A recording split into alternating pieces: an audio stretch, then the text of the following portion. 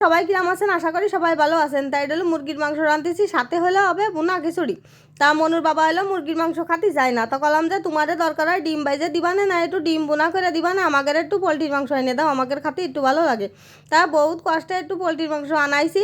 এখন তিনি তো খাবে না, আমি কলাম কি আমি আজকে যেরাম করে রান্না করে দেবো, তুমি খাইয়ে দেখবা তারপরে কবা। তা আমি যেভাবে রাঁধতেছি তা এইভাবে যদি রান্না করে খাওয়া হয় তা খাসির মাংস ফেল হয়ে যাবে। তাহলে এই প্রথমে গরম জল লবণ হলুদ দিয়ে ফুটোয় নিছি, তারপর দিয়ে এবার হলো এই মুরগির মাংসটা ছেড়ে দিছি, দিয়ে একটুখানি জাল দিয়ে নিয়ে জল জরানি দিয়ে দিছি। দেওয়ার পরে এবার ঠান্ডা জল দিয়ে কিন্তু সেই মাংসটা দিয়ে নিছি। এবার তেলের পরে আমি কিন্তু কোনো মশলা দিইনি, তেলের পরে একবারে সেই জল জরানি দেওয়া ছিল সেই মাংসটা ঢেলে দিছি। তারপরে মাংসটা একটু নাড়ে ছেড়ে একটু ভাইজে নিয়ে তারপরে হলো পেঁয়াজ কুচি দিছি মেলাগুলো, পেঁয়াজ কুচি দিয়ে মাংসটা আবার ভাজেছি পেঁয়াজ দিয়ে। ভাজার পরে এইবার হলো আদা বাটা, জিরে বাটা, রসুন বাটা, ঝাল বাটা, পেঁয়াজ বাটা দিয়ে মশলাটা কষাইছি। কষানোর পরে বড় দেখে দুটো টমেটো, পাকা টমেটো কাটে দিছি। দিয়ে এবার মুরগির মাংসতে যেটুক জল বেরোয় সেই জল দিয়েই কিন্তু কষাইছি। কষাইয়ে পুরো ভাজা ভাজা করে নিছি। এই যে এই পর্যায়ে এখন একটুখানি জল দিয়ে দিছি, বেশি জল দেবো না, ঝোল করবো না, কষানো করবো তো সেই জন্যই অল্প করে জল দিছে। ও আর একখান কথা, হয় যখন ওই যে মুরগির মাংসটা এলো জল দিয়ে জ্বালাইলাম না, তখন কিন্তু গন্ধরাজ লেবুর পাতা দিয়ে জ্বালাইলাম। সে লেবুর পাতার পুরো মানে গন্ধ গন্ধ হয়ে গেছে, মানে পোলট্রি যে একটা গন্ধ থাকে সে কোনো কোনো গন্ধ নেই।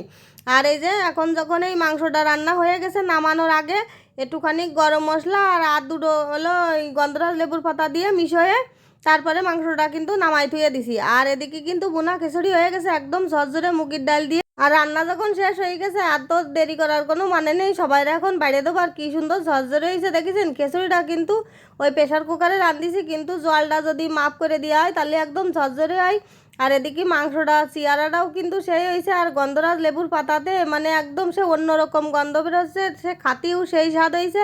মনুর বাবারে কিন্তু আমি জোর করে এক পিস দিলাম, তা খাইয়ে গেলো যে না ভালো হয়েছে, ডিম হলো ও রেখে দিয়ে পরে এই মাংস দিয়েই খাইছে, গেলো যে না ডিম ইচ্ছাই তো এই মাংসটা রান্না খুব সুন্দর হয়েছে, তাইতে সে মাংস দিয়েই খাইছে। আর সবাই খুব মজা করে খিচুড়ি আর মুরগির মাংস দিয়ে খাইছে, আর খাতে কিন্তু খুব ভালোও লাগে।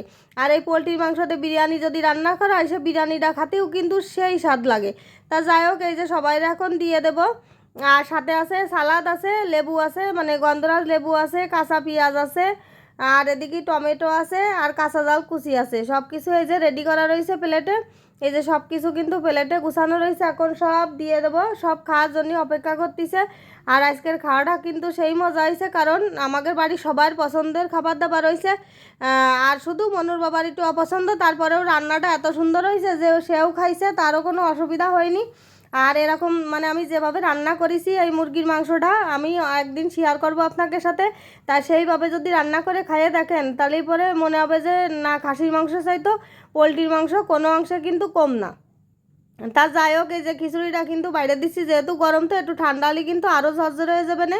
আর এই গরম গরম সব থালে থালে বাইরে দিচ্ছি, আর সবাই তো খাওয়ার জন্য রেডি হয়ে রয়েছে। আর ঘরের মধ্যে তো গন্ধতে মানে ময় করতেছে মুরগির মাংসের গন্ধ। আর এদিকে বুনা খিচুড়ি মুগির ডাল দিয়ে রান্না করলে দেখবেন আলাদা রকম একটা গন্ধ।